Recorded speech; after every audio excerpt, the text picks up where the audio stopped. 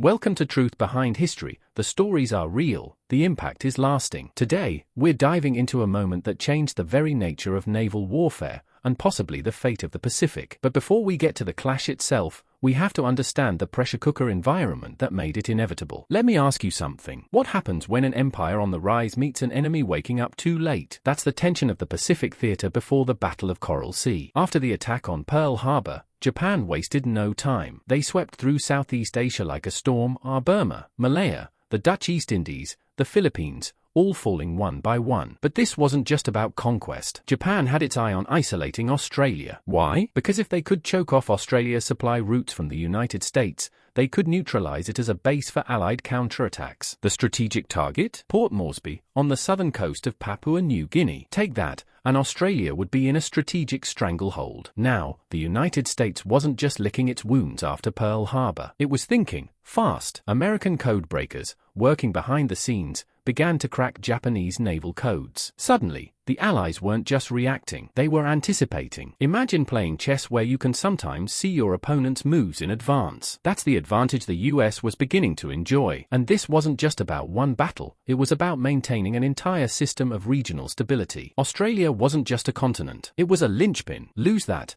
and the Pacific starts to unravel. So, the scene is set. Japan wants dominance. The US wants to stop the bleeding and hold the line. And both sides are moving toward a confrontation that neither fully understands, but one that will change the rules of war.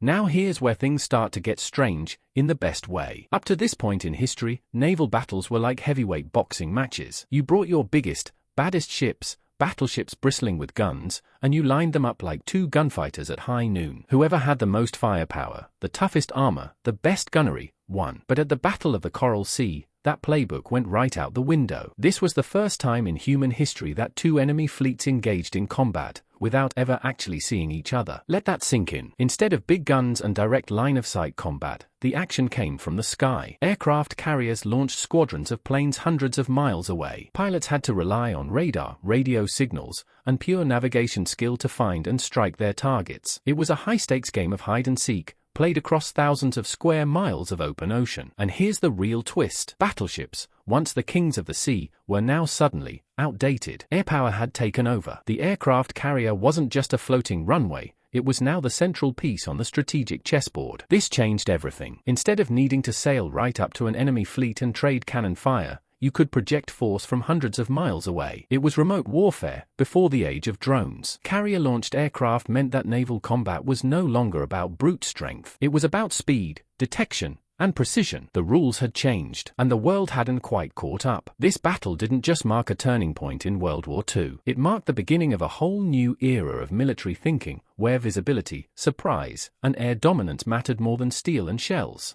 Alright, let's peel back the curtain on something that doesn't always get the spotlight: how brains, not just bombs, helped shape the outcome at Coral Sea. Because here's the thing, you can have the biggest fleet and the best planes, but if you don't know where your enemy is, you're just burning fuel. Enter the codebreakers, American cryptographers, sitting in stuffy rooms filled with wires, typewriters, and sheer focus, were intercepting and decoding Japanese naval communications. These weren't guesses. These were strategic blueprints, laid bare. And while the information wasn't always complete, it was enough to give US commanders a critical edge. But with incomplete intel comes a new challenge: risk. The people calling the shots had to make real-time decisions based on fragments. It's like trying to complete a puzzle when half the pieces are missing and the clock is ticking. Do you move your carriers? Do you engage? Or do you wait? What's fascinating is that the American response wasn't slow and bureaucratic.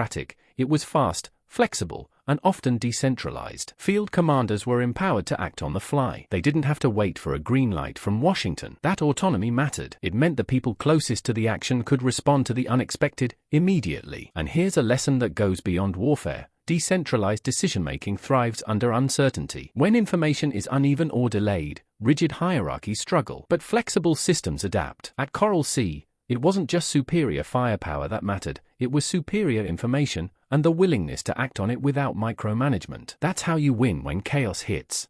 Now let's talk about outcomes, because this is where it gets tricky. If you were just looking at the scoreboard after the Battle of the Coral Sea, you might think the United States lost. The USS Lexington was sunk. Other ships were damaged. American casualties were higher. From a purely tactical perspective, it looked like Japan had won the day. But war isn't just about who took more hits. It's about who moved closer to their goal. And that's where the story flips. Japan's objective was clear. Take Port Moresby and tighten the noose around Australia. But they didn't get it. The invasion was called off. That's not a small thing. That's a major strategic failure for Imperial Japan. And it meant Australia stayed connected to the Allied war machine, a crucial lifeline in the Pacific. Now let's zoom out a bit more. In the process of fighting Coral Sea, Japan's naval forces, especially its carriers, took enough damage that they couldn't participate in the upcoming Battle of Midway. And that battle? That was the turning point of the entire Pacific War. So Coral Sea, despite the apparent US losses, actually set the stage for victory. It wore down the Japanese fleet, disrupted their momentum, and bought time for the Allies to regroup and re-strategize. It's a classic example of what military strategists call a strategic victory within a tactical defeat. You take the hit today, so you can land the knockout blow tomorrow. Sometimes history isn't about winning every battle, it's about making sure the ones you lose still move you closer to the bigger win.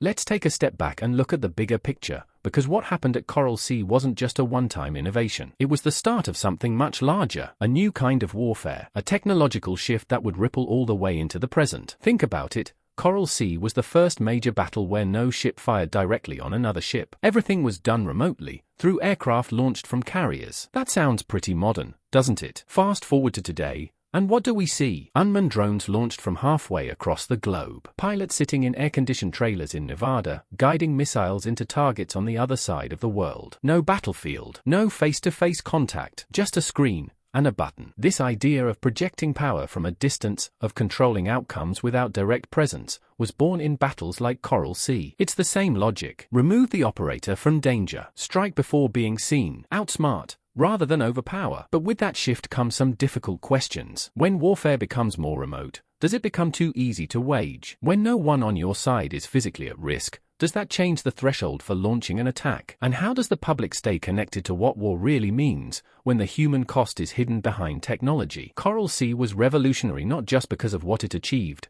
but because of what it foreshadowed. It showed that the future of war would be defined not just by courage, but by distance, precision, and detachment. And that future? It's already here.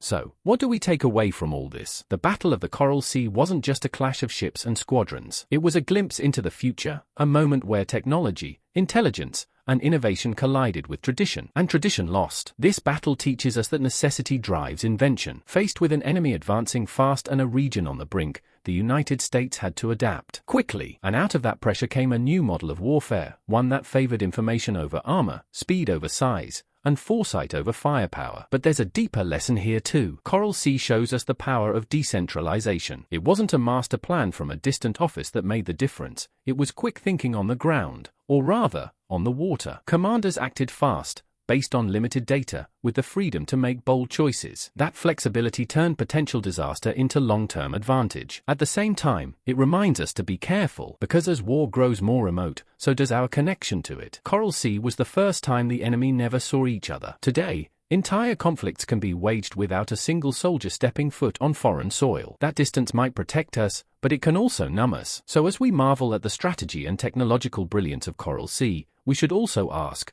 where is the line between smart warfare and soulless warfare? Thanks for watching this episode of Truth Behind History. If you enjoyed this dive into the Battle of Coral Sea, make sure to like, comment, and subscribe to the channel. And don't forget, there's a podcast version of this episode linked in the description if you want to take it on the go. And if you're someone who loves history with depth, nuance, and just a little bit of rebellion against the official story, well, there's a lot more waiting for you right here.